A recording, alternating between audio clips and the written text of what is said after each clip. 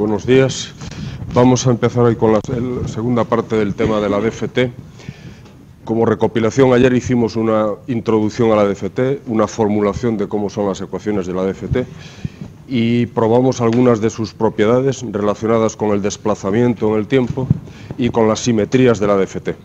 Hoy vamos a ver la que sin duda es la propiedad más importante que tiene la DFT. Al igual que para la transformada de Fourier, su propiedad más importante es cómo se relaciona con la convolución. Vamos a ver cómo se relaciona la DFT con la convolución. Y al igual que ayer veíamos que cuando hablamos de desplazamiento en el tiempo, con respecto a la DFT no es lo mismo que lo que hablábamos con respecto a la transformada de Fourier. Tenemos que pensar en un desplazamiento circular donde los datos vuelven sobre las posiciones que ocupan. Vamos a ver también cómo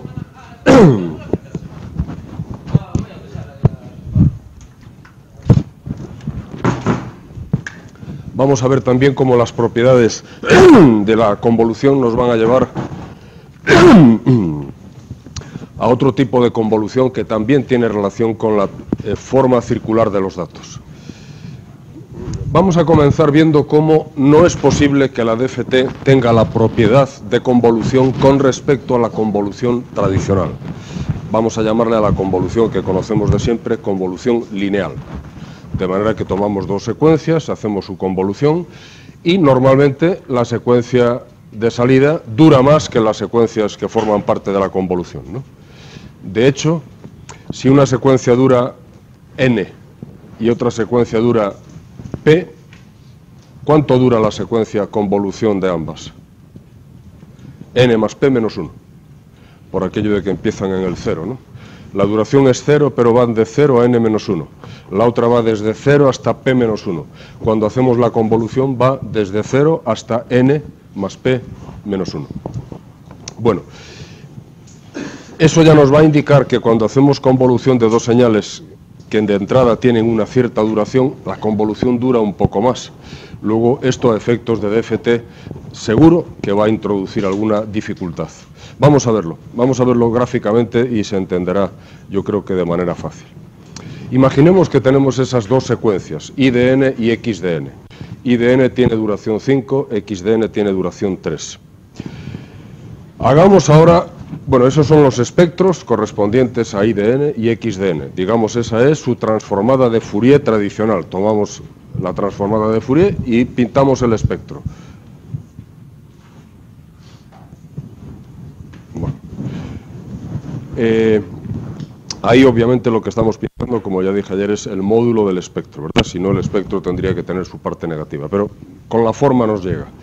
Si nosotros hacemos una DFT de 5 puntos, lo que estamos es tomando muestras en el espectro a intervalos 2pi partido por 5. Hagamos eso con I de n.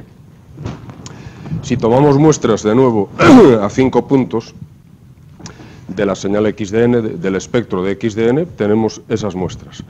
Lo que nos preguntamos es, si yo hago, se ve en la primera fórmula arriba, si hago el producto de ambas DFTs, bueno, pues en tiempo tiene que tener una secuencia. Llamémosle a esa secuencia z de n. Z de n sería entonces la secuencia tal que su DFT de 5 puntos sería el producto de las DFTs de 5 puntos de x de k e y de k. Si la DFT tuviese la propiedad de convolución tradicional, entonces z de n debería ser igual a la convolución de x de n con y de n. Lo que vamos a ver es que no puede ser. Por esto que estamos hablando de la duración de las señales, no es posible que z de n sea igual a x de n convolución con y de n. Y vamos a verlo gráficamente. Así que lo que ahí hemos representado es simplemente que tenemos dos señales de duración finita, una de ellas dura 5, otra dura 3. Hemos tomado las DFTs de 5 puntos, ambas están bien tomadas, porque la señal que más dura 5, por lo tanto las DFTs están bien tomadas. Y el hecho de tomar DFTs de 5 puntos, no nos olvidemos, equivale a tomar muestras en el espectro a intervalos 2pi partido por 5. Así que hemos tomado muestras en el espectro de la señal I de n, hemos tomado muestras en el espectro de la señal x de n y hemos multiplicado esas muestras. ¿Qué tenemos ahora entonces? sea x de k por y de k el resultado de haber multiplicado las muestras de los dos espectros, es decir, de haber multiplicado las dos DFTs. Si ahora hago la DFT inversa, ¿cuántos puntos tiene?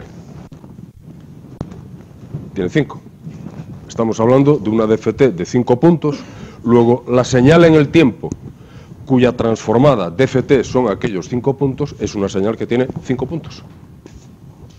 No esperemos más, porque estamos trabajando con DFTs de 5 puntos. Por tanto, Z de n tiene 5 puntos. Ahora bien, esto sea el producto de los espectros x de elevado a j omega por y de elevado a j omega. ¿Qué pasa si yo tomo muestras? Bueno, ¿qué pasa primero si yo tomo la transformada inversa de este producto de espectros? ¿Qué me da? Si yo multiplico el espectro de x de n por el espectro de y de n y luego tomo la transformada inversa, ¿qué me da en tiempo? Bueno, la convolución, ¿no? Esta es la propiedad de convolución de la transformada de Fourier. Si yo multiplico las transformadas y calculo la transformada inversa, me queda la convolución. Esta es la convolución. Como antes dijimos, va a durar, si una duraba 5, la otra dura 3, esta dura 7. Así que tenemos 7 puntos donde la señal convolución es distinta de 0. Evidentemente, z de n no es igual a la convolución de x de n con y de n. Y el problema está en dos puntos que se nos salen fuera del intervalo 0, 1, 2, 3, 4, que son los valores que puede tomar la señal, porque estamos hablando de una DFT de 5 puntos. Y el problema está en que los puntos en 0 y 1 se van a ver también transformados, porque la información que nosotros tenemos en x de n convolución con y de n en los puntos 5 y 6 tiene que ir a algún sitio. No va a desaparecer, tiene que ir a algún sitio. Pero nosotros ya sabemos a dónde va a ir. ¿Por qué sabemos a dónde va a ir? Porque ayer lo vimos. Ayer dijimos que si nosotros tomamos muestras en el espectro a intervalos 2pi partido por, vamos a poner otra letra, L mayúscula, entonces en el tiempo tenemos la extensión periódica de la señal con periodo L. Eso fue lo que ayer vimos, es el resultado principal de lo que ayer enunciábamos como formulación de la DFT. Luego, si yo tomo en el espectro x de elevado a j omega por y de elevado a j omega, en el producto de los espectros, si yo tomo muestras a 2pi partido por 5, en el tiempo, ¿qué es lo que tengo? La extensión periódica de la señal con periodo 5. ¿De qué señal? De la señal cuyo espectro es ese espectro de ahí, precisamente. ¿Y cuál es la señal cuyo espectro es ese espectro de ahí? La convolución de las señales. Entonces, ¿cuál es la relación entre z de n y x de n convolución con y de n? ¿Cuál es la relación? Pues no es otra que z de n es la extensión periódica de la convolución con periodo n mayúscula, es decir, el número de puntos que hemos tomado en la DFT. Entonces, ¿en qué puntos se va a diferenciar z de n de x de n convolución con y de n? En particular, para este ejemplo, ¿en qué puntos se va a diferenciar y en qué puntos va a ser igual? En el punto 0, ¿z de n va a coincidir con la convolución de x de n e y de n? No va a coincidir, porque en el punto 0, la z de n va a ser la suma de la convolución lineal en el punto 0 más la convolución lineal en el punto 5, porque es la extensión periódica, ¿verdad? Luego no va a coincidir. De hecho, el dato que teníamos de la convolución en el punto 5 va a sumarse al punto 0. Hablemos ahora de z de 1. ¿Z de 1 va a ser igual a la convolución lineal? Tenéis que disculpar, ya sé que llegan los autobuses un poco tarde. Quizá el próximo día empezaremos a las 9:05 para que no ocurra esto, ¿no? Y además es que así llegáis tarde. Bueno, en todo caso, como luego lo podréis volver a ver. Entonces, estamos comentando ahora sobre aquellas dos señales en tiempo, ¿no? En el punto 0 no son iguales, en el punto 1 tampoco son iguales, porque z de 1 acumula el valor de la convolución en el punto 1 y el del 6, que todavía hay un valor, ¿no? Ahora, para el punto 2, z de 2 es igual a la convolución, sí, porque ya no había convolución en el punto 7. porque la duración es 7, por lo tanto va desde 0 hasta 6. ¿En el punto 3 coincide? Sí. ¿En el punto 4 coincide? Sí. Por eso yo os dije ayer que aunque a veces hagamos las cosas mal, podemos saber dónde las hacemos mal y dónde las hacemos bien. O sea, que si alguien me preguntase, yo le doy a usted la DFT, esa de ahí, X de K por Y de K, y me dijese, dígame usted cuáles son los valores de la convolución de esas dos señales. Yo podría contestarle, mire, no le puedo decir cuáles son los valores de la convolución en el punto 0 y en el punto 1, porque ahí no lo tengo claro, dado que hay un solapamiento. Pero en el punto 2, en el 3 y en el 4 le puedo decir con seguridad cuánto vale la convolución. Veremos más adelante cómo esto nos va a ayudar a hacer un procedimiento muy particular de filtrado que se llama por solapamiento y almacenamiento. Porque sabemos dónde hacemos bien las cosas y sabemos dónde hacemos mal las cosas.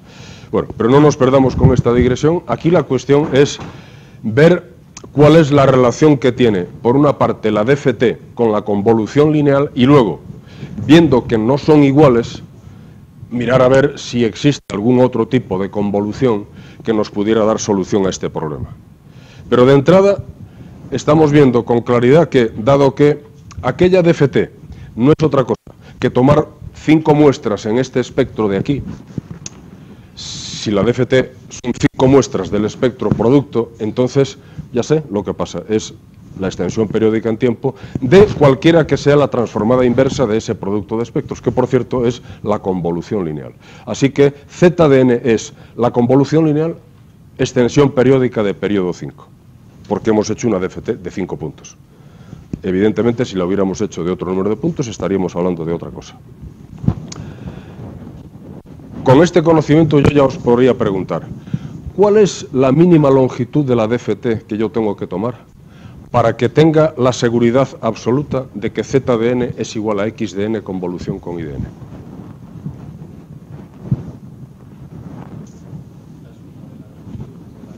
Dime un número, la mínima. Dime un número. 7. 7. Si hago una DFT de 7 puntos, ¿está bien? Eso tenéis que llegar vosotros. Con el conocimiento que tenemos hasta ahora se puede responder a esa pregunta. Si en vez de haber hecho una DFT de 5 puntos, yo hubiese comenzado todo este ejercicio con una DFT de 7 puntos, entonces podemos asegurar que Z de n es igual a X de n convolución con Y de n. ¿Por qué razón? Porque cuando fuese a hacer la extensión periódica de la convolución con periodo 7, me encontraría con que en el punto 7 ya no hay nada. Así que, ¿cuánto sería la extensión periódica en el punto 0? El valor de la convolución en el punto 0 más el valor de la convolución en el punto 7, pero ese es 0. No le sumo nada, por lo tanto es el valor de la convolución en 0. Y así sucesivamente para 1, 2, 3, hasta 6. Luego, en ese caso, coinciden. De hecho, es el mínimo, porque si yo tomase n igual a 8, también serviría. Y n igual a 9 también, y 10 y 20. Cualquier número mayor que 7 haría que la convolución lineal tuviese por transformada el producto de las DFTs. En el momento en el que bajo de n igual a 7 es cuando tengo el problema, porque entonces la extensión periódica con un periodo menor que la duración de la señal hace que los últimos puntos, que son distintos de 0, se monten sobre los primeros, y en ese caso ya la igualdad no se produce. ¿Está esto claro? Solo si está esto claro puedo seguir adelante. Si no, no vale la pena. Porque entonces lo que vamos a hablar ahora de la convolución circular cae un poco en el vacío. Lo importante es ver cuándo hacemos bien las cosas, cuándo las hacemos mal, y en el caso de que las hiciésemos mal, pensar, ¿habría otra forma de hacer la convolución de tal manera que se hicieran bien las cosas? Y eso es a lo que responde la convolución circular. Pero ahora mismo lo que os pregunto es, ¿podríamos haber hecho las cosas bien escogiendo otra longitud de la DFT? Y si lo tenéis claro, la respuesta es, con tal de que n fuese mayor o igual que 7, las cosas estarían bien hechas. Si esto se ve, podemos seguir. ¿Está? Entonces, ahora nos vamos a referir, claro, al caso en el que no están bien hechas. Bueno, esto ahora, lo que el resto de la transparencia es lo que hemos comentado, ¿no? La extensión periódica y cómo los puntos que estaban en 5 y 6 se montan en los puntos que están entre 0 y 1, y ya lógicamente no vamos a saber cuánto vale la convolución en 0 y en 1, porque está montada el valor en 0 y el valor en 5, y el valor en 1 y el valor en 6. Entonces, habría que preguntarse, ya nos ocurrió este fenómeno cuando estudiamos el desplazamiento en el tiempo y dijimos, aquí hay algo raro. No vale desplazar en el tiempo al uso habitual, sino que hay que hacer un desplazamiento diferente, de manera que los puntos que salen vuelvan a entrar por el otro lado. Vamos a ver cómo es la expresión de la convolución. Cuando nosotros hacemos x de n, convolución con y de n, lo que estamos haciendo es un sumatorio con un cierto índice k de x de k por y de n menos k. ¿No es así? En principio, no hace falta ni siquiera decir dónde varía k. De menos infinito a más infinito, donde le dé la gana, mientras haya valores de x que se puedan computar, adelante, ¿no? Pero nosotros ya sabemos que esta expresión no nos va a servir en general para la DFT, porque y de n menos k va a tener un problema, igual que lo teníamos con el desplazamiento lineal, ¿no?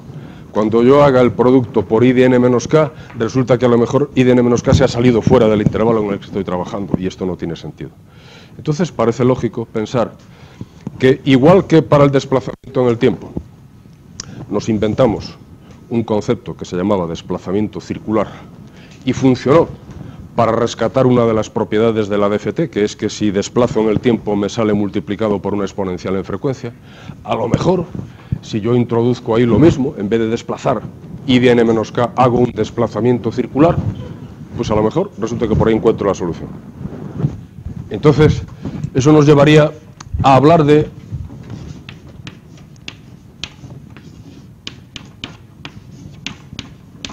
otra convolución, a la que se llama convolución circular, en la que se tiene que tener en cuenta que cuando yo hago i de n menos k, tengo que estar metido dentro del intervalo entre 0 y n menos 1. Por tanto, su definición tampoco tendría problemas, ¿verdad? Diríamos sumatorio, y aquí si ponemos desde k igual a 0 hasta n menos 1, aquí sí que somos precisos, porque si yo voy a definir la convolución circular módulo n, yo sé que estoy hablando de n puntos. Y como estoy hablando de n puntos, no hay más. Cera que la que arde, del 0 a n menos 1. Eso es lo que hay. Así que tengo que sumar desde k igual a 0 hasta n menos 1. ¿Y qué es lo que cambiaría en la fórmula de la convolución? Bueno, x de k no tengo por qué cambiarlo, ¿verdad? Porque x de k está bien definido para todo k desde 0 a n menos 1. Pero sí tengo que cambiar i de n menos k. De hecho, debo escribir i de n menos k módulo n.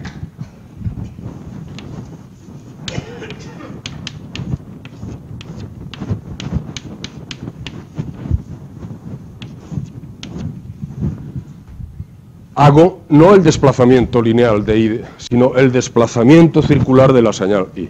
De esta forma, primero, esto constituye una definición sensata, porque estamos trabajando nada más que en el intervalo desde 0 hasta n menos 1 y conseguimos que ninguno de los puntos que entran en la multiplicación se salga fuera, porque si se saliera fuera por el desplazamiento vuelve a entrar por el otro lado.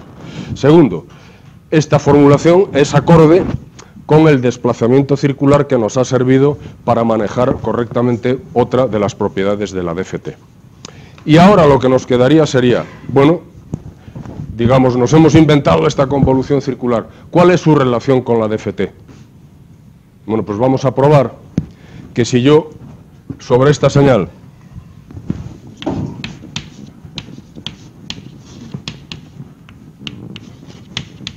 calculo su DFT, perdón, sobre la señal, sí, convolución circular, calculo su DFT de n puntos, me queda x de k por i de k.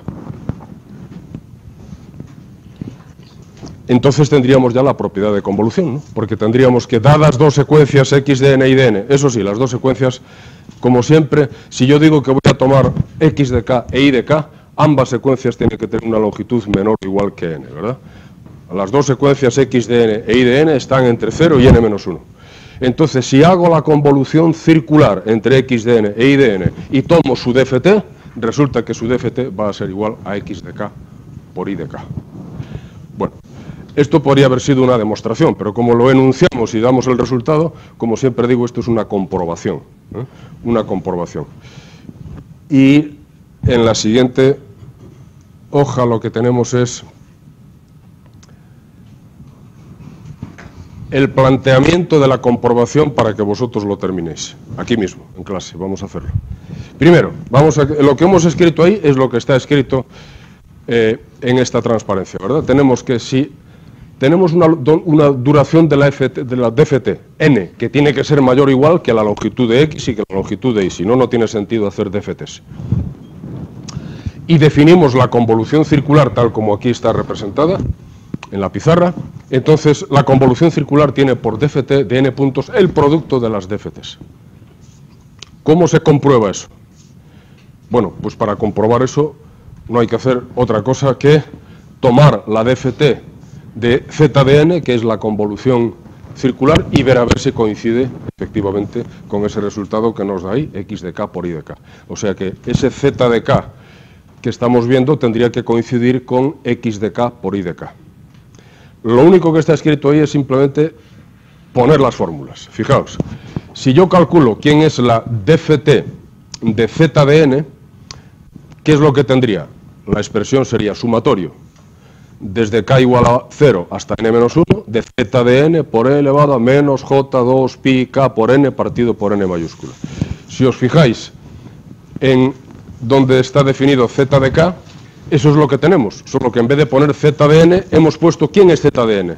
Ah, pero z de n lo tengo arriba, es aquel sumatorio. Sumatorio desde m igual a 0 hasta n menos 1 de x de n menos m módulo n por y de m. Es decir, es lo que hemos definido ahí abajo como convolución circular. Así que hasta ahí no es otra cosa que escribir.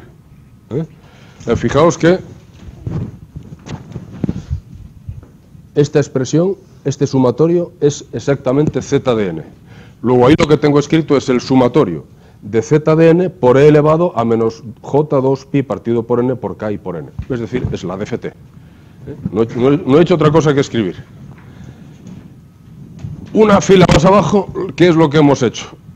Lo que hacemos casi siempre, alterar el orden de los sumatorios. Por aquello de ver qué pasa y por saber que en este caso nos va a dar la solución a nuestro problema. Si alteramos el orden de los sumatorios, dado que esto es una suma en n y en m, pues ahora empiezo sumando en m y luego voy a sumar en n. Así que pongo primero el sumatorio en m. Lógicamente, todo aquello que no dependa de n, lo puedo sacar fuera del siguiente sumatorio, porque sería constante con respecto a n. Por eso, ahí puedo escribir el sumatorio desde m igual a 0 hasta n menos 1 y luego escribir i de m antes del siguiente sumatorio. ¿Por qué? Porque i de m no depende de n, se comporta como una constante para n. Vamos a fijarnos ahora en el siguiente sumatorio. Si nos fijamos en el siguiente sumatorio y decimos a quién es igual, vamos a llegar a la solución fácilmente. Fijaos en el siguiente sumatorio. Dice, sumatorio desde n igual a 0 hasta n menos 1, n mayúscula arriba, de x de n menos m, es decir, un desplazamiento circular, multiplicado por e elevado a menos j por 2 por pi, partido por n mayúscula y por k y por n. Esto no es otra cosa que la DFT del desplazamiento circular x de n menos m. ¿No es así? Por definición. Sin tener que intuir nada, es lo que hay. Lo que hay es, esa es la transformada, la DFT del desplazamiento circular. Ah, pero si nos vamos a lo que ayer vimos, sabemos cuánto vale eso, a quién es igual. Ayer lo demostramos, ayer lo comprobamos. ¿Cuál es la propiedad de la DFT con respecto a la desplazamiento circular? Que si yo hago un desplazamiento circular m, me queda la transformada multiplicada por e elevado a menos j por 2 por pi por k por m. ¿Lo tenéis ahí? Escribámoslo ahora. Ya no está nada más escrito en pantalla. Escribámoslo ahora. Donde tenemos la última expresión, el sumatorio en n es la DFT de x de n menos m módulo n. ¿Y quién es la DFT de esto? Ayer lo comprobamos. La DFT de esto es x de k multiplicado por e elevado a menos j2 pi k m partido por n. Esa fue la propiedad que ayer demostramos. Luego entonces, conociendo esto, yo puedo irme a la expresión que tengo ahí de dos sumatorios y decir que esos dos sumatorios en realidad son iguales a sumatorio desde m igual a 0 hasta n menos 1 de I de m multiplicado por esto que me ha salido aquí, ¿verdad? Porque este es el resultado equivalente a calcular el sumatorio en n que tenemos en pantalla. Por tanto, me queda I de m por x de k por e elevado a menos j 2 pi k por m partido por n mayúscula. ¿Cierto? Hasta aquí. Es manipulación algebraica sin grandes alharacas. Nada más que alterar el orden de los sumatorios y darnos cuenta de que el segundo sumatorio no es otra cosa que una DFT. Es una DFT de una señal desplazada. Nos vamos al formulario y decimos, ¿qué pasa con una señal desplazada? Pues que el espectro se multiplica por una exponencial. ¿Y cuál es la exponencial? Pues esa de ahí, e elevado a menos j por 2 por pi por k por m partido por n mayúscula. Y hemos llegado entonces a esta expresión. ¿Y cómo llegamos de ahí al resultado final? Esto me tiene que dar que z de k es igual a x de k por y de k. Si no llego ahí, no he terminado la comprobación. Tengo que comprobar que z de k es el producto de las DFTs. ¿Está escrito ahí ya que eso es el producto de las DFTs? Sí, ¿no? Saco factor común x de k, que no depende de n, sale fuera del sumatorio, y el sumatorio es y de k. Por lo tanto, hemos comprobado que z de k es igual a x de k por y de k. No nos olvidemos de que esto no es una demostración, es una comprobación. Quiero decirte que hemos ya propuesto la solución desde el principio. Cuando uno hace una demostración es porque algo no está demasiado claro y va buscando de qué manera juntar elementos para probar algo, ¿no? En este asunto lo teníamos muy claro, ¿no? La DFT va a tener relación con la convolución circular, plantamos directamente cuál puede ser la solución y comprobamos que efectivamente es cierta. Ahora, es una demostración, es decir, con esto hemos demostrado que efectivamente la convolución circular tiene por DFT el producto de las DFTs. La única condición que hay que poner para que esto sea cierto es que la longitud de la DFT n mayúscula tiene que ser mayor o igual que la longitud de cualquiera de las dos secuencias. Sin eso estaríamos haciendo trampa y no saldría el resultado. Eso no perdamos de vista, que arriba de todo escribimos sea n mayúscula mayor o igual que max nx, ni. Eso es fundamental. La longitud de la DFT tiene que ser mayor que las longitudes de cualquiera de las dos secuencias. A partir de ahí, el resultado es correcto. ¿Está entendido? No estaría mal que alguna vez lo hagáis de nuevo, porque estas cosas es bueno. Hay que ir teniendo destreza en el manejo de estos sumatorios. Yo digo que no son matemáticas muy allá, pero que hay que hacerlas. Y cuando uno tiene cierta destreza las hace con facilidad, y cuando no la tiene, pues parece que cada paso es un mundo, ¿no? Bueno, con esto entonces habríamos probado, porque lo hemos visto ahora aquí al final, que z de k es efectivamente igual a x de k por y de k. Y voy a hacer la pregunta que hice antes, pero de otra forma. ¿Bajo qué condiciones la convolución circular coincide con la convolución lineal?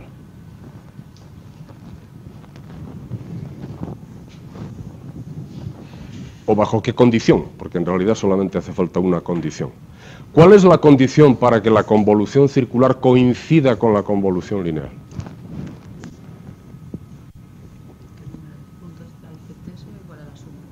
Al menos, ¿no es? Para que esto sea correcto hemos dicho n mayúscula tiene que ser mayor o igual que el máximo entre nx y ni. Correcto para este resultado. Pero si ahora queremos, además, que la convolución circular sea igual a la convolución lineal, tenemos que pedir algo más.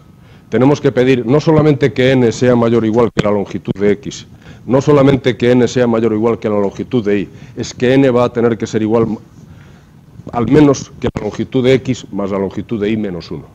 ¿Por qué? Porque esa es la duración de la convolución. La convolución dura nx más ni menos 1. Por tanto, si yo quiero que la convolución lineal coincida con la convolución circular, no voy a tener más remedio que obligar a que n mayúscula sea mayor o igual que la longitud de la convolución, que es nx más ni menos 1. En ese caso, todo el puzzle encaja, convolución lineal igual a convolución circular, y resulta que para ese tipo de señales la DFT tendría la propiedad de convolución, sin más, porque la convolución de las señales tendría por DFT el producto de las DFTs. Pero cuando n no verifica esa condición y está por debajo de la duración de las DFTs, perdón, de la convolución lineal, entonces tenemos este resultado. Bueno, puede que no sea igual a la DFT de la convolución lineal, pero sí lo es a la DFT de la convolución circular. Por tanto, ya tenemos todos los elementos para poder manejar la DFT en el contexto en el que nos va a interesar manejarla, que es, esto es una herramienta. Yo no quiero tener una DFT por tener un azadón grande, quiero algo que me sirva para acabar, y la DFT me tiene que servir para acabar, para hacer trabajo con las señales en el tiempo. Una forma de pensar fácilmente cómo esto puede ser utilizado es, yo puedo hacer la convolución esta que tenemos escrita, la convolución lineal, la puedo hacer en el tiempo, y entonces tiene un número de operaciones, y ese número de operaciones no es difícil de calcular, porque si yo sé cuántos puntos tengo en X, pues sé cuántos productos voy a hacer ahí y cuántas sumas voy a hacer ahí. Podemos estar hablando, típicamente podemos estar hablando de una señal, imaginemos que IDN es una señal de entrada para un sistema lineal invariante en el tiempo cuya respuesta en el tiempo fuese XDN. Ya sé que no son las letras que se utilizan, solemos escribir HDN para la respuesta al impulso, pero no nos tenemos por qué quedar enganchados en ninguna convención. IDN pasa por un filtro que tiene de respuesta al impulso XDN. ¿Cuál es la salida? La salida es aquella expresión de arriba, la convolución lineal. ¿Qué suele ocurrir en el mundo real? Que la señal IDN tiene muchos puntos. Por ejemplo, si estamos trabajando con señales de voz, de música, de imágenes, la entrada del filtro tiene pues, centenares de miles de muestras. Si tomamos muestras a 20.000 muestras por segundo, por ejemplo, pues, y estamos un minuto, pues tenemos muchas muestras, ¿no? Si trabajamos en audio y trabajamos a 44.000 muestras por segundo, pues tenemos más. Y si trabajamos en imágenes, que igual trabajamos a megabits, ¿no? Pues entonces tenemos millones de muestras. Luego, la señal de entrada son millones de datos que pasan por un filtro. Eso sí, el filtro suele tener pocos coeficientes. 16, 32, 64, 128, bueno, un número de coeficientes manejable. Si yo hago la convolución lineal, entonces, por ejemplo, si XDN tiene 128 puntos, pues estoy haciendo, cada vez que saco un dato de convolución, 128 productos más las correspondientes sumas. ¿No es así? Ahora bien, yo sé que la convolución lineal está relacionada con la DFT, sé que la convolución circular está relacionada con la DFT, y sé cuándo la convolución lineal y la convolución circular coinciden. Entonces, yo podría decir lo siguiente. Aquí me está entrando la señal IDN. Bueno, voy a agarrar un trozo de señal IDN, por ejemplo, para no complicarnos la vida, de 128 puntos. Espero en una cola hasta que me entren 128 puntos. Y entonces hago la convolución solamente teniendo en cuenta esos 128 puntos. Digamos que tengo que trabajar con un conjunto de puntos aquí a la entrada, de tal manera que la convolución resultante luego tenga sentido. Pero esto lo vamos a discutir en la próxima clase, el filtrado a través de bloques. Lo que quiero es introducir la idea. Yo podría hacer la convolución linealmente, como he hecho ahí. Hago todas esas sumas y esos productos y me sale un resultado. Pero, dado que tengo un resultado muy potente que me dice que la convolución tiene relación con la DFT, yo podría decir, yo podría hacer esta convolución de dos señales que están en el tiempo. Vamos a suponer que son 128 y aquí 128. Tomo la DFT de 256 puntos de esta señal de entrada. Tomo la DFT de 256 puntos de esta señal. Por cierto, esta la tengo que tomar una vez, pero ya está, ¿no? Una vez que lo haga, como es el filtro, y el filtro es fijo, porque suelen ser unos coeficientes para conseguir algún resultado, suavizar, cancelar un eco, igualar un canal, pero suelen ser coeficientes que permanecen fijos en el tiempo. Yo esta DFT la hago una vez y ya me queda almacenada. ¿Y cómo puedo hacer en el dominio de la frecuencia la convolución? Tomo la DFT de 256 puntos de esto, tomo la DFT de 256 puntos de esta otra señal, multiplico ambas DFTs, y luego tomo la DFT inversa. ¿Qué me da? La convolución lineal, porque he hecho una DFT de 256 puntos, ¿no? Que es mayor o igual que la longitud de la convolución. ¿Está? ¿Y por qué me va a interesar a mí hacer eso? ¿Cuál puede ser la única razón por la que me interesa a mí hacer eso? Aparte de por divertirme usando la DFT. Porque disponga de una herramienta que me permita calcular la DFT con muchas menos operaciones que la convolución. Si eso fuera cierto, y nos situáramos en 1976, o un poco más adelante, en los 80, cuando comenzaron a salir los primeros microprocesadores, esto era una pregunta muy importante. ¿Es usted capaz de hacer esto con menos operaciones? ¿De verdad? Ahora quizá, como que parece que la potencia de cálculo está instalada en cualquier dispositivo menor, esta no es una cuestión tan vital. Pero cuando comenzó a desarrollarse el procesador de señales, era la pregunta: ¿cómo puedo hacer para hacer una convolución con menos operaciones? Bueno, pues en las próximas clases vamos a ver cómo hay un procedimiento para calcular la DFT que permite ahorrar muchísimas operaciones, de tal manera que nos compensa a efectos de operaciones no hacer productos en el tiempo, sino tomo la transformada, multiplico por esta transformada del filtro, que ya la tengo ahí almacenada, multiplico, calculo la transformada inversa, es decir, que hago una FFT directa, un producto de FFTs y luego una inversa. Y veremos cómo se puede ahorrar incluso hasta el 90% de las operaciones si trabajo con filtros suficientemente grandes. Esta es una de las posibles utilizaciones de la DFT. Otra va en el sentido de no solo de ahorrar operaciones, sino también de ahorrar elementos, datos para la transmisión, es decir, para codificar. No se suele utilizar la DFT, veremos al final de este tema como hay otra transformada que se llama DCT, que lo hace un poco mejor, pero imaginemos que yo tengo que transmitir una imagen, es más claro con imágenes, ¿no? Y que dispongo de un ancho de banda escaso, dispongo de un ancho de banda muy pequeño. Hay muchísimas aplicaciones en las que esto ocurre, no todo es Full HD, ¿no? Hay muchas cámaras de seguridad que operan con kilobits por segundo, y hay muchísimas aplicaciones en las cuales no disponemos de megabits de ancho de banda para transmitir imágenes. ¿Qué puedo hacer? Bueno, obviamente el campo de la codificación de imagen es muy amplio, pero una de las cosas que yo puedo hacer es, si yo puedo agarrar la imagen en tiempo o en el espacio, ¿no?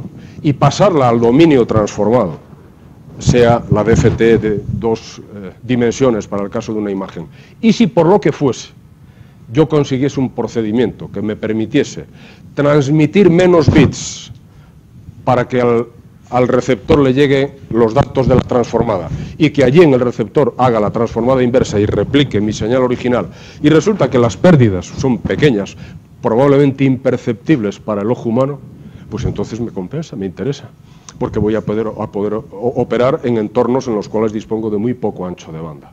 Así que otra de las posibles aplicaciones del dominio transformado está en la codificación de la señal y en la compresión de la señal, en ser capaces de transmitir señales que pesan menos a la hora de enviarlas y por lo tanto pueden viajar por redes que tengan muy poco ancho de banda. Estas son las dos grandes aplicaciones que tiene la transformada, pero es muy útil. Y no solamente es la DFT es la primera de una serie de transformadas que la acompañan, en particular en los aparatos que utilizáis, MP3 y todo esto, pues no es la DFT, es la transformada coseno que veremos más adelante, la DCT. Pero está basada en los mismos principios y de hecho para entender la DCT hay que entender primero la DFT, la transformada de Fourier, y después a partir de ahí ya se pueden ver sus variantes, ¿no? Así que recapitulando de la clase de hoy, lo que hemos visto es que si trabajamos con la DFT y trabajamos con la convolución, dependiendo de la longitud de la DFT, vamos a tener dos posibles propiedades de convolución. Si la longitud de la DFT es muy grande y supera la longitud sumada de las dos señales, entonces no me tengo que preocupar. El producto de las DFTs de las dos señales me va a dar directamente la transformada de la convolución. Pero si mi DFT está calculada con un número de puntos que es menor que la suma de las dos señales, un poco menor, entonces, siempre y cuando se verifique esta condición, que es que n tiene que ser mayor o igual que el máximo de las dos, siempre y cuando se verifique eso, el producto de las DFTs es la transformada de la convolución circular. Y, por tanto, también sigue verificando la propiedad de convolución, lo que pasa que con respecto a una convolución diferente, que es la convolución circular. Dicho de otra manera, la convolución circular va a coincidir con la convolución lineal cuando, en vez de poner arriba la restricción n mayor o igual que máximo de nx más ni, pusiésemos n mayor o igual que nx más ni menos 1. Con esa condición, todo eso que está ahí escrito podría decirse exactamente igual de la convolución lineal, porque serían lo mismo. Y no nos olvidemos que cuando lleguemos al mundo real, lo que yo quiero hacer es convoluciones lineales. Pero si yo utilizo convoluciones circulares, tengo que saber en qué puntos la convolución circular coincide con la lineal y en cuáles no. Esto es lo que yo os he hablado de que si yo sé dónde lo hago bien y dónde lo hago mal, también puedo sacarle partido. Y veremos en las próximas clases cómo le vamos a sacar partido para un procedimiento de filtrado por bloques que se llama solapamiento y almacenamiento. ¿Qué hora es ahora? Vamos a hacer un ejercicio entonces, porque vamos a dejar ya... ¿Alguna pregunta sobre esta cuestión, sobre la teoría desarrollada en la clase de hoy? Ya sé que las preguntas vienen luego, ¿no? Cuando uno después repasa y trata de volver a replicar pero bueno, en todo caso, si hay, en cualquier momento me lo decís, ¿no? Id atrás a la página 7, hay un ejercicio ahí que me gustaría comentar.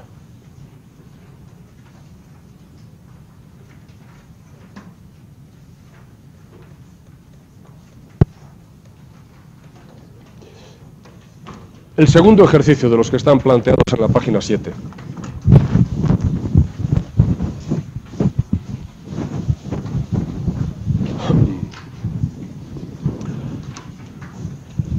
Vamos a leerlo y después decimos cuál es el intríngulis. Considere una señal que es menos 1 elevado a n entre menos 2 y 2. Así que este es fácil de representar, ¿no? Ponemos el punto 0, el punto 1, el punto 2, el punto menos 1, el punto menos 2. Como es menos 1 elevado a n, pues va valiendo más 1, menos 1, más 1, menos 1 y más 1. Esta es la señal, ¿no es? Es una señal que toma valores entre menos 2 y 2.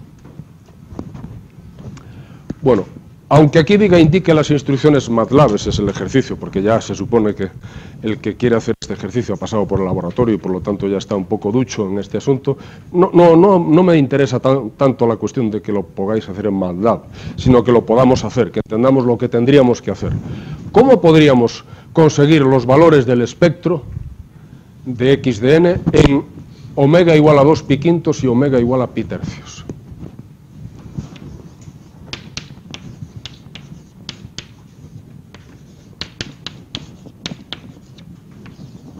Queremos conseguir los valores del espectro, es decir, queremos saber cuánto vale x de elevado a j omega cuando omega valga 2 pi quintos o cuando omega valga pi tercios. Evidentemente, una forma de hacerlo es calcular la transformada de Fourier, ¿verdad? Pero eso es justamente lo que no podemos hacer, porque como nos piden que demos las instrucciones MATLAB, con MATLAB no vamos a calcular la transformada de Fourier. Con MATLAB lo que podemos calcular son DFTs. MATLAB le llama FFT, pero es la DFT. Entonces la pregunta, en vez de decir indique las instrucciones MATLAB, yo la reformularía diciendo indique qué DFTs debería calcular para poder decirme cuánto es x de elevado a j omega en omega igual a 2 pi quintos y en omega igual a pi tercios. Así la pregunta queda más clara y ya nos desembarazamos del MATLAB y de la... O sea, yo lo único que pido aquí es que no os pongáis a calcular la transformada, que se podría hacer, claro, yo hago la transformada y la calculo, pero no vale. No vale calcular la transformada de Fourier, hay que calcular una DFT. Por tanto, hay que poner secuencias que tengan una duración determinada, DFTs que tengan una duración determinada y que el resultado me dé x de elevado a j omega con omega igual a 2 pi quintos. No nos vamos a olvidar de que la DFT es el resultado de tomar muestras en el espectro a intervalos 2 pi partido por n, ¿verdad? Esa es la primera cosa que tenemos que recordar. La DFT significa tomar muestras en el espectro de una señal a intervalos 2 pi partido por n. Yo voy a empezar a resolver la primera parte y luego vosotros habéis sido capaces de hacer la siguiente. Vamos a empezar con omega igual a 2 pi quintos. Con omega igual a 2 pi quintos me está indicando con claridad, bueno, pues que si yo utilizase DFTs de longitud 5, yo estaría tomando la transformada de Fourier en el punto 0, en el punto 2 pi quintos, 4 pi quintos, 6 pi quintos, pero por cierto, pasa por el punto 2 pi quintos, o sea que ya estaría resuelto el problema. Así que yo tengo que utilizar, en este caso, una transformada que tenga 5 puntos. ¿Mi señal tiene más de 5 puntos? No, ¿verdad? Entonces estaría bien hecha. Si tuviese más, no valdría. Esto ya lo sabemos, ¿verdad? Si la señal tiene más de 5 puntos, no haga usted DFTs de 5 puntos. Pero como solo tiene 5, nos valdría. Ahora la cuestión es, ¿la DFT de qué? Porque la DFT es la DFT de una secuencia de números. Tal como se escribe en MATLAB, en MATLAB sería x igual a FFT de, y ahora yo tendría que poner aquí un vector con 5 puntos. Podemos llamarle x1, x2, x3, x4, x5. Una vez que yo definiese un vector con 5 puntos, le calculo su FFT y ese es mi DFT. Si después coincide que de verdad esta DFT es tomar muestras a intervalos 2pi partido por 5, inmediatamente ya sabría cuál es el resultado. Porque el resultado de la FFT lo que me daría sería x en el punto, bueno, da x1, x2, x3, x4, x5. Donde x1 sería la DFT en el punto 0. x2 sería la DFT, este es lo de MATLAB, ¿no? Que no usa el índice 0.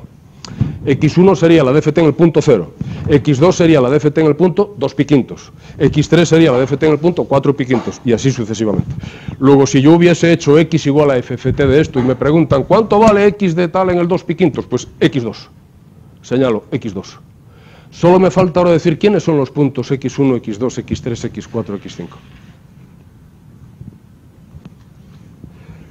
Tiene truco, ya digo de entrada, tiene truco. Pero el truco es pensar. Aquí sí que hay que pensar. ¿Cómo deberíamos escribir los puntos para que sea correcto para hacer una DFT?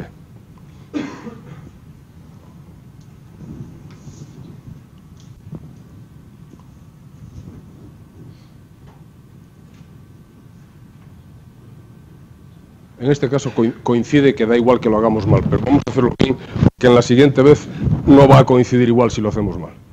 Ya me acabo de dar cuenta ahora que aunque lo hagamos mal sale bien, pero de rebote y de carambola. El truco está en lo siguiente. Nuestra señal está definida entre -2 y 2, ¿no es así? Pero la DFT en el -2 no sabe lo que hay, nunca sabrá lo que hay, no existe para la DFT el -2, ni existe para la DFT el -1, no existe. Esto lo tenemos que tener muy claro. Para la DFT solo existen los puntos entre 0 y 4. Entre 0 y 4. Entonces, ¿a dónde van a parar los puntos que están en -2 y -1? Hay que sumarle 5. Hay que colocarlos dentro del intervalo, hay que sacarlos por el otro lado, ¿verdad? Hay que volver a meterlos por el otro lado. Luego, entonces, por eso digo que en este caso da igual porque tiene tanta simetría la señal que da lo mismo, ¿no? Lo que yo debía es hacer x1, el valor en el punto 0. Vamos a hacerlo, si tomase otros valores, pues otros. El valor en el punto 0, 1. x2, el valor en el punto 1, -1. x3, el valor en el punto 2, 1. x4 sería el valor en el punto 3. ¿Cuál es el valor que me va a dar en el punto 3? Me va a dar el de -2, ¿no? Ah, no es igual entonces. No es igual. 1. ¿Y cuál es el valor que me daría en el punto 4? Le resto 5, está en -1. -1 no es igual, lo habríamos hecho mal. Me columpié yo. Así que esto sería FFT de 1 menos 1, 1, 1 menos 1. Fijaos que escrito así, esa señal de ahí abajo tiene simetría de FT con n igual a 5.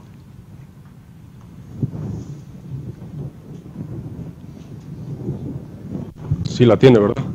Nos ponemos en el centro, que sería el punto 2,5, y vemos 1, 1, menos 1, menos 1. El punto 0 no interesa. Esta señal tiene simetría de FT. ¿Por qué esta señal tiene que tener simetría de FT? Fijaos el fondo de la cuestión. Nuestra señal original es una señal par y real. ¿Cómo es la transformada de una señal par y real? Es par y real.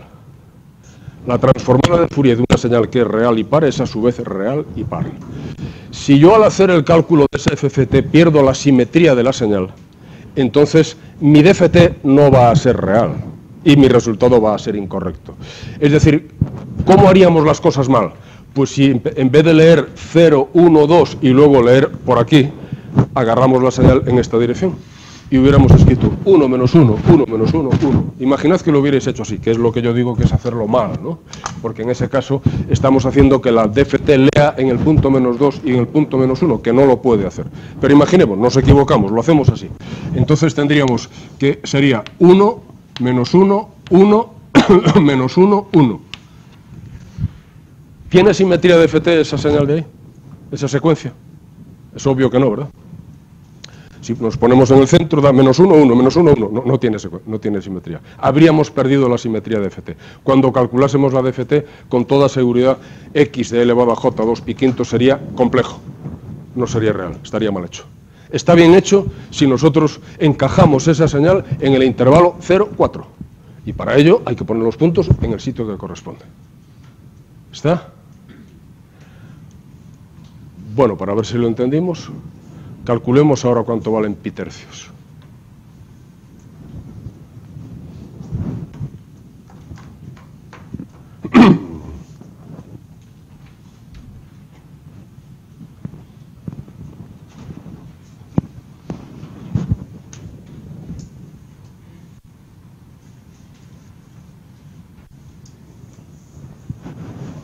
Dicho sabes.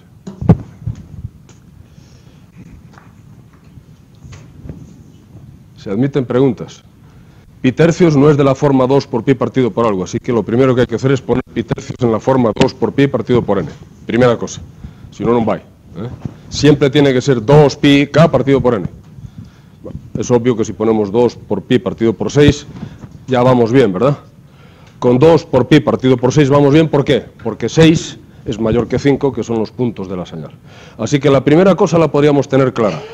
Yo podría hacer DFTs de 6 puntos y sacar el resultado igual que antes, el x2, porque me daría x de 2pi partido por 6, ¿no es?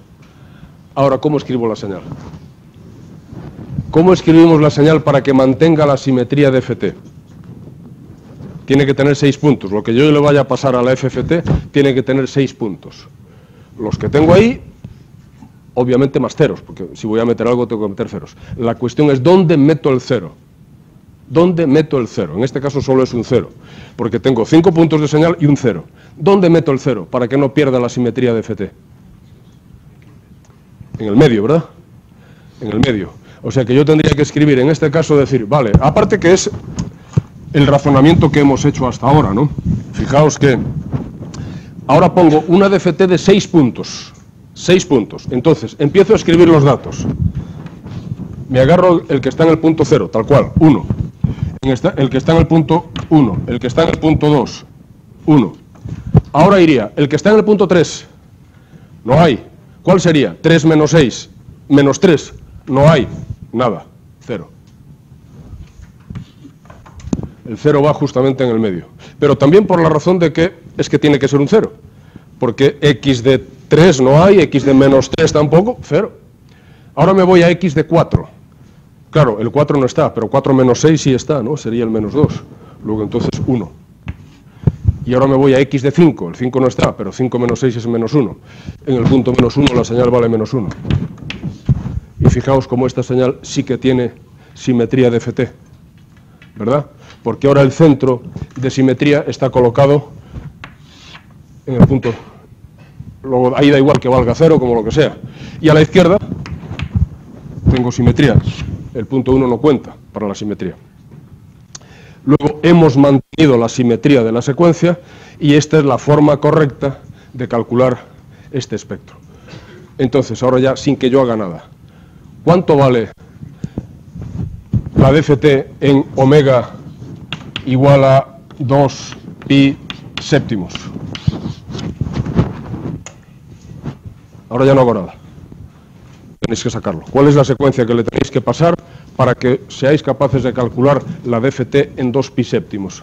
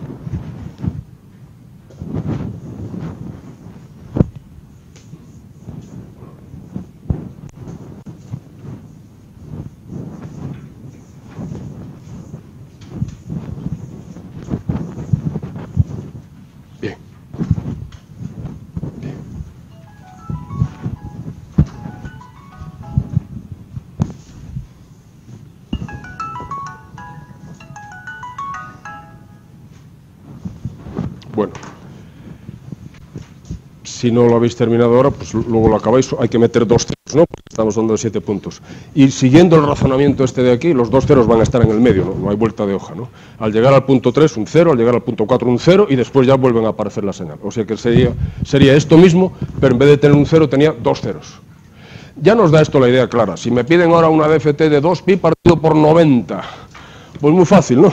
Los primeros puntos al principio y los que están por aquí al final de todo y por el medio ceros, ¿verdad? O sea, tampoco esto es gran historia, ¿no? Pero es importante porque así, de esta manera, podemos utilizar también la DFT para trabajar con señales que tienen algo en el lado oscuro, pero que lo tenemos que pasar al lado de la señal convenientemente. Bueno, nos vemos entonces. Empezamos las prácticas el lunes, no os olvidéis, ¿no? Vale, veña.